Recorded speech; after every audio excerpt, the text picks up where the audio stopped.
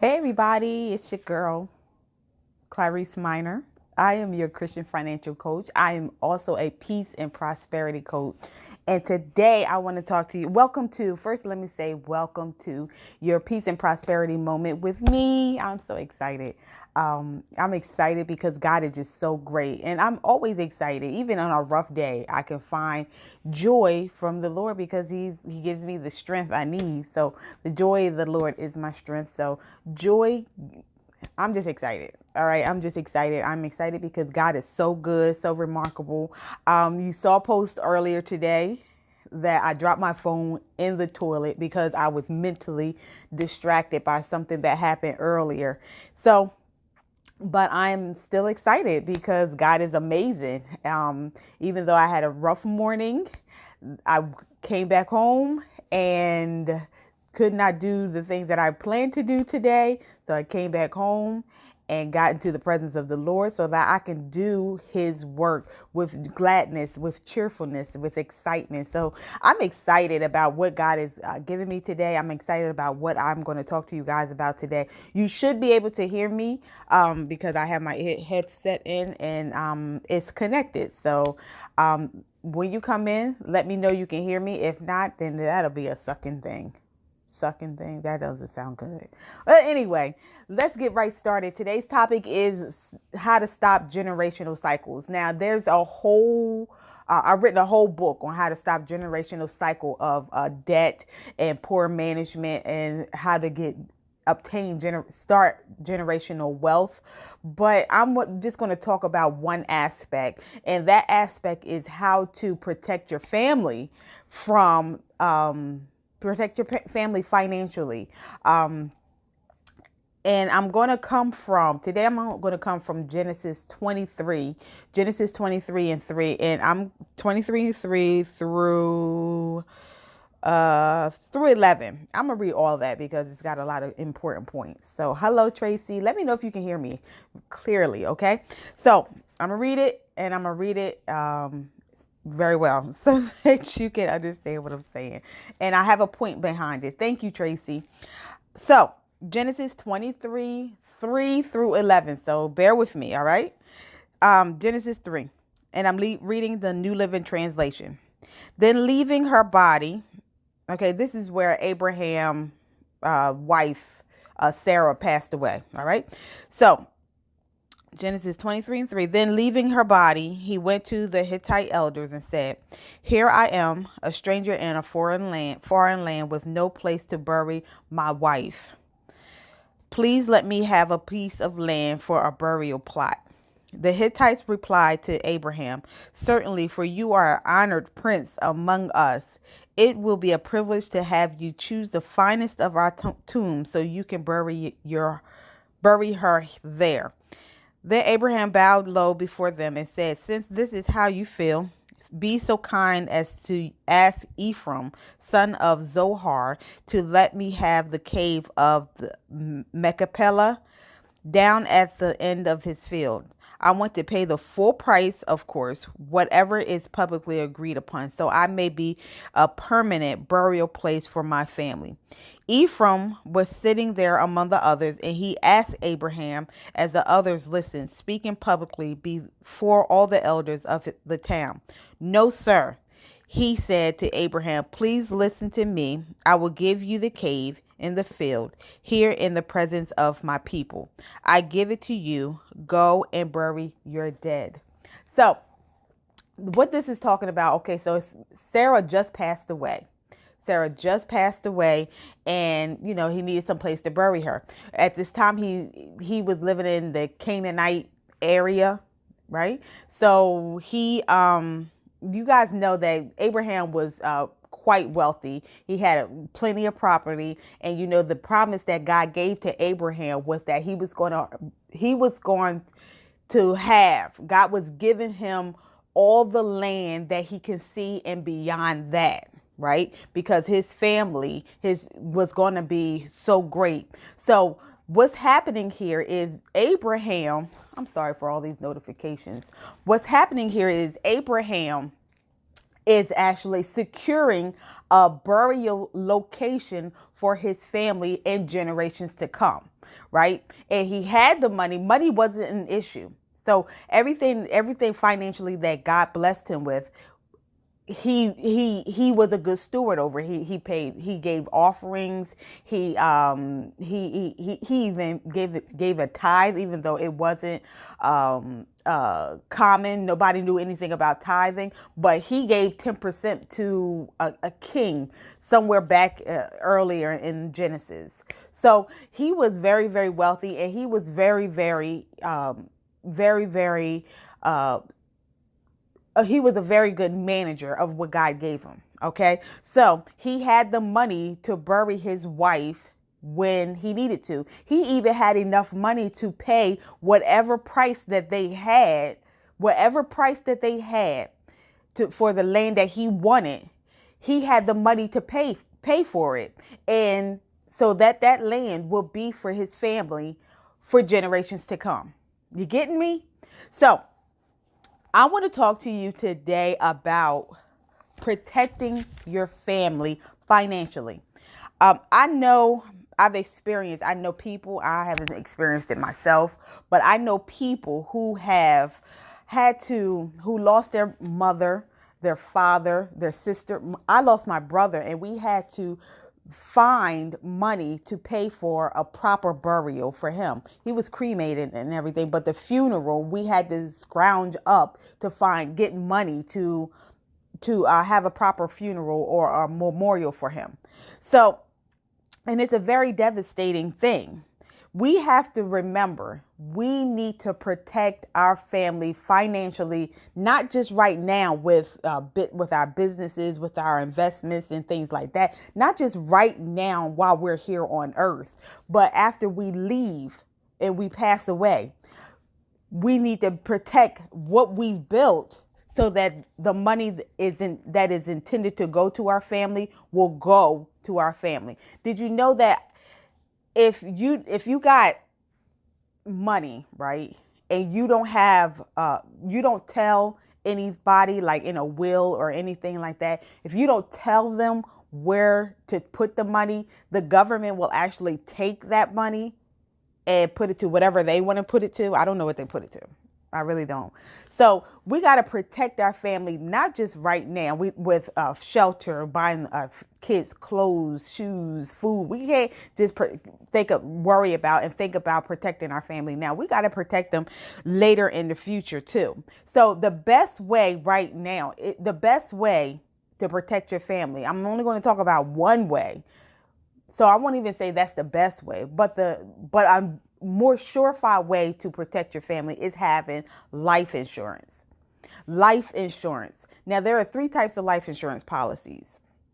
There's term life, and if you don't know what term life is when you have an insurance policy of a certain amount, and after a certain amount of years, it's going to end, and you'll have the option either to cut it off, or you can allow it to roll over into a whole life policy, or you could just cut the insurance policy altogether. Hello, Mr. Joe. A whole life policy is a life insurance policy where you just have 2 pots. You'll have a policy, and you'll have a cash value. The cash value is beneficial because it allows you to grow income, save money in that. So, but you don't want to withdraw from that, because what if you pass away? Then if you pass away, let me go back to term life again. Term life, is usually the most affordable. But whole life is usually more expensive because you got the 2 pots. You got the policy, and you got the cash value. Cash value is where you'll be putting money into. It's like a savings account. You put money into it every month, and it grows over time, right? And it doesn't grow right away, but it just grows over time. Universal is the same as a whole life, except they build interest, right? Build interest based on today's market. Okay. So those are the type of life insurance policies that you need to have in place. Now, there is other ways that you can protect your family financially so that when you pass away, they will be able to take from that instead of going to things like GoFundMe, having bake sales, dinner sales. It's crazy how so many people are doing that now because we are not being responsible. We're not being responsible and getting the proper funding in place right now while we're alive. Listen, I've listened and I've talked to so many people, young and old, right, who will get these big giant insurance policies for they would get these big giant insurance policies for their children or their grandchildren, and they don't have insurance at all. And I think that's the most ridiculous thing. Like, if your child is not even born, if your child is 1, 2, 3 years old, what is the life insurance policy protecting? Like, if they pass away, the life insurance policy is to protect your family in case of something happen, or in case of an unexpected death, or even when you die. So, and it's expected. So the life insurance policy, if you died, let's say you're in your 30s and you guys have children and you have life insurance policies for them. Let's say let's make it even worse. If you're a single parent and you're the only income and you got about 2, 3, 4 kids, you don't have a life insurance policy on yourself, but you got, $1 million life insurance policy on all 3 of your children. When you pass away, that life insurance policy is not going to cover you and your burial expenses, because that a policy is for them. So your loved ones, your mother, your father, your sisters, your brothers, your cousins, they have to literally work hard trying to find money to give you a proper burial, to give you a proper funeral, to pay your medical expenses, to pay any debts that you leave behind, and somebody has to take care of the children. So now the children has become an additional burden on someone else. I mean, I'm gonna be honest, they're going to be a burden because they weren't expecting to have to take in your children. So it's not wise. It's not wise to have an insurance policy on your children when they're young. And it's not wise to have an insurance policy on your children and your grandchildren and don't have one on yourself, because you're going to die too. And you might die before they do. That's what's expected. We're expected to die before our children, right? So let's use wisdom, guys. We gotta use wisdom. Get insurance on yourself. We got insurance on our cell phone. I don't have insurance on my cell phone, but we have insurance on our cell phones. We have insurance on our cars. We have insurance on appliances. We have insurance on everything that does not have any monetary value. But we won't get life insurance on ourselves that pays for the things that we want. So we got to use wisdom. We got to be wise when we are using our finances. Good managers. You're not being a good manager if you don't have some type of life insurance policy for yourself. If you need help with that, listen, I was an insurance agent, licensed insurance agent, but I have people who can help you get your life insurance policy in place. Now, you may say, well, I can't afford insurance. Listen, you can afford insurance. You can afford insurance. You hear me? There's no reason why you can't afford it. I can probably go right into your closet or right into your house or walk outside and see that you can afford life insurance. All you have to do is find out yesterday I talked about eliminating unnecessary spending.